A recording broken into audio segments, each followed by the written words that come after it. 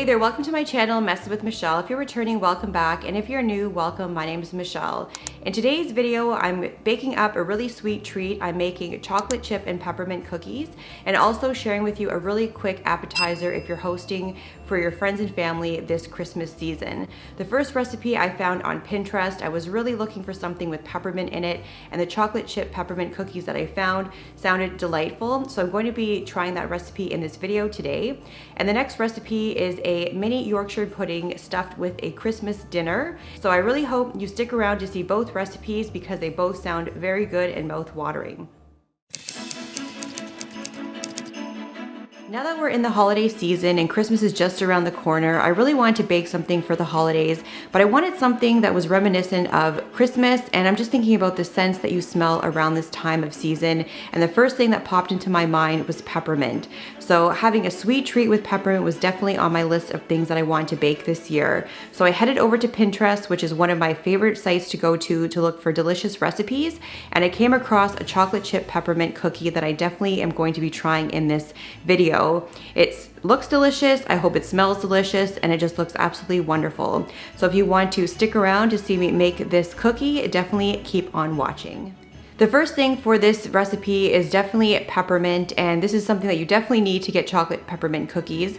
So what I did is I picked up a small box of candy canes from my local dollar store, placed them in a Ziploc bag, and just used a meat tenderizer to crush the peppermint. I think this is a great way of doing it yourself because you can kind of control how big the chunks of peppermint are for your cookies. I was trying to go for a finer crushed peppermint for my cookies, so this way you wouldn't bite into big huge chunks, but it's definitely up to you how large or small you want to make the crumble for your peppermint for the cookies.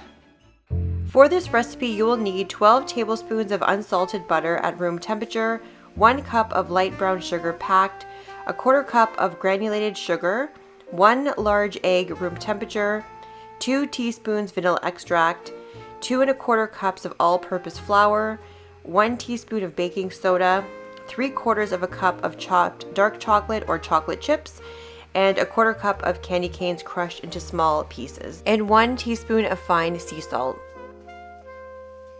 The first step in the recipe, you're going to cream together the butter, the brown sugar, and the white sugar. I'll be using my hand mixer to cream together the butter with the sugars, and it takes approximately about 3 minutes, but what you're looking for is to have a nice fluffy texture when you cream together the sugars as well as the butter.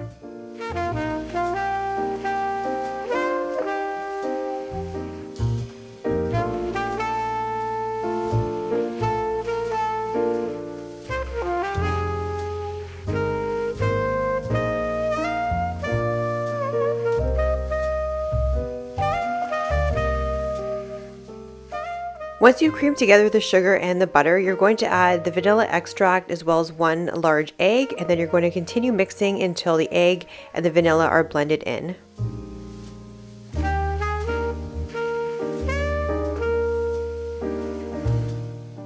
And make sure that you scrape the sides of the bowl if you're using a hand mixer just to make sure everything's mixed really well. Now I'm going to start adding my dry ingredients. I'm first adding the baking soda, and I'm also adding the flour. You're going to also need to add a teaspoon of fine sea salt. I forgot this step during this process, so once I had the batter mixed, I actually went back and I added the salt afterwards, but this would be a good time to add the salt. As I started mixing in the dry ingredients to the wet ingredients, I noticed that the batter was becoming very dense, so it was a bit more difficult to mix together with just a spoon. So if you have a stand mixer, you may want to consider using it at this point. I personally don't have one myself, but I think it would help to get the job done a bit faster. The spoon did actually work to blend everything together, but it would be helpful to have that little bit of extra power from a stand mixer. So now that I had the wet and dry ingredients together, I just put in the chocolate chips as well as the peppermint candy canes and mixed everything evenly together, so each cookie has a nice combination of peppermint as well as chocolate chip.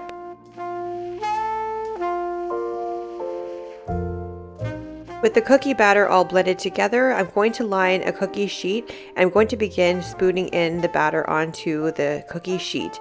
And the recipe does call to have 2 tablespoon balls on the parchment paper, so I just used an ice cream scoop, which I thought was pretty much close enough for 2 tablespoons.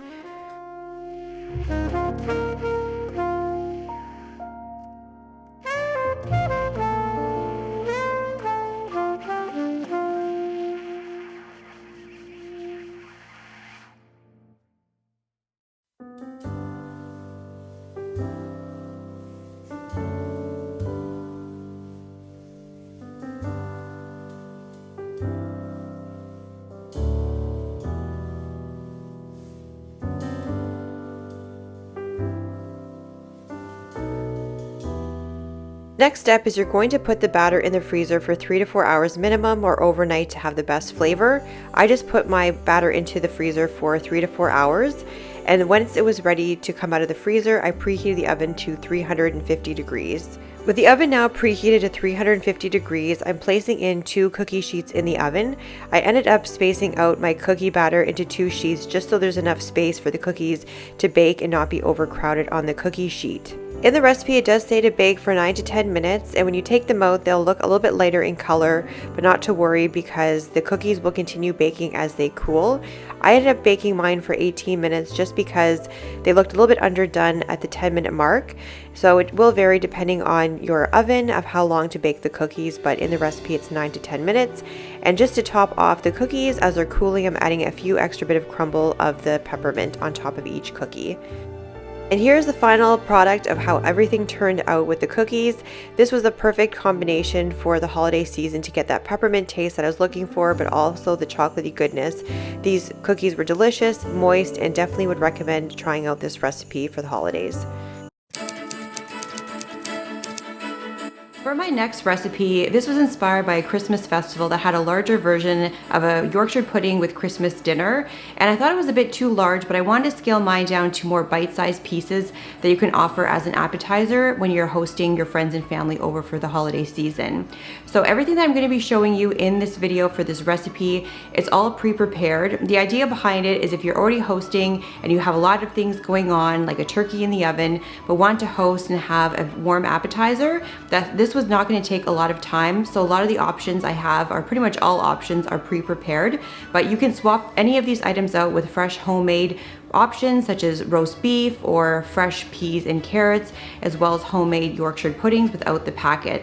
So definitely keep that in mind when you're watching this, but the idea was to make it quick, simple, not very much work for yourself when you're hosting your friends and family, but having something really warm and delicious. For this recipe, you're going to need 1 pre-made pot roast. I'm using 44th Street, 1 packet of Yorkshire pudding mix, canola oil, 1 large room temperature egg, 1/3 cup of water, and a can of peas and carrots. You'll also need to have 1 muffin tin for this recipe. I'm first going to prepare the Yorkshire puddings, and I'm preheating the oven to 425 degrees Fahrenheit. And then I'm going to portion a 1/2 teaspoon of canola oil in each of the muffin tins. Next, I'm going to place the muffin tin with oil into the oven, and I'm going to set the timer for 3 minutes.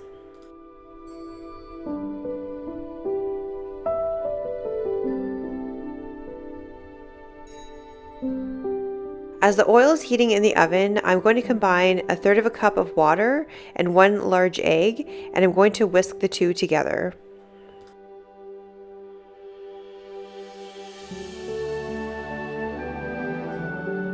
Next, I'm going to add my dry ingredients, which is the packet of the Yorkshire pudding mix, and then I'm going to whisk the water, the egg, and the Yorkshire pudding mix together to make sure they're combined without any lumps.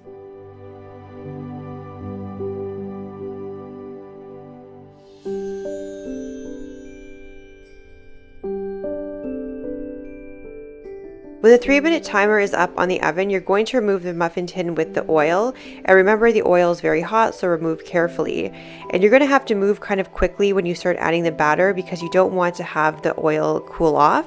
So you're just going to evenly disperse the batter into each muffin tin.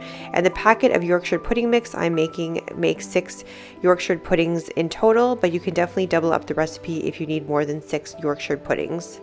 And I'm setting the timer for 16 minutes, and I'm going to place the batter inside the oven and bake the Yorkshire puddings. So as the Yorkshire puddings are baking, I'm going to prepare my pre-made pot roast. This is super simple. This is 44th Street pre-made pot roast you can get at Costco.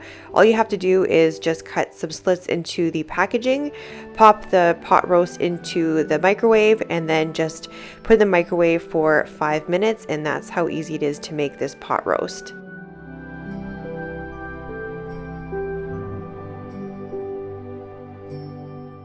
Once 5 minutes is up, you're going to remove the pot roast from the microwave, and you want to let it stand for about 1 to 2 minutes before removing it from the package. And just remember, there could be steam in the package still, so cut open the package carefully and then empty the contents of the pot roast into a dish.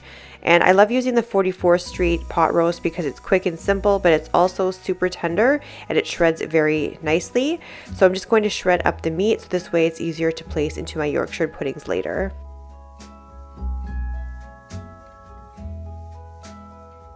I noticed a few of the Yorkshire puddings did not have the hollow center that they should have. I always find that Yorkshire puddings can be a bit finicky when they're baking, but as a workaround, I just create a bit of a hollow center myself in the Yorkshire pudding.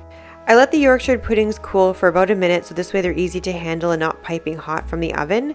And afterwards, I'm adding in the beef to the center of the Yorkshire pudding. And I think I used the equivalent to about a tablespoon per Yorkshire pudding, but the amount of beef is totally up to you and also dependent on how big Yorkshire puddings you're filling. And I'm also spooning in a bit of peas followed by having some carrots on top, so this way each of the Yorkshire pudding both have peas and carrots on each of the appetizer. I didn't have horseradish on hand, but I think that'd be a great addition if you want to have a bit of kick to your Christmas dinner in a Yorkshire pudding. So here's the end result, and you want to make sure you serve these immediately so this way they don't get soggy and they're still warm. But these are so adorable, they're very delicious and so easy to make for the holidays, and I really hope you try out this recipe. Thank you so much for watching today's video. I hope you really try out both recipes. The mini Yorkshire pudding dinner is just so adorable and is perfect if you're hosting Christmas this year for a quick and easy bite and appetizer. And just the smell of the chocolate chip and peppermint cookies, that is just so delightful and just a perfect scent to have around the holiday Christmas season. Thank you so much for watching, and I'll catch you in my next video when I upload next. Bye.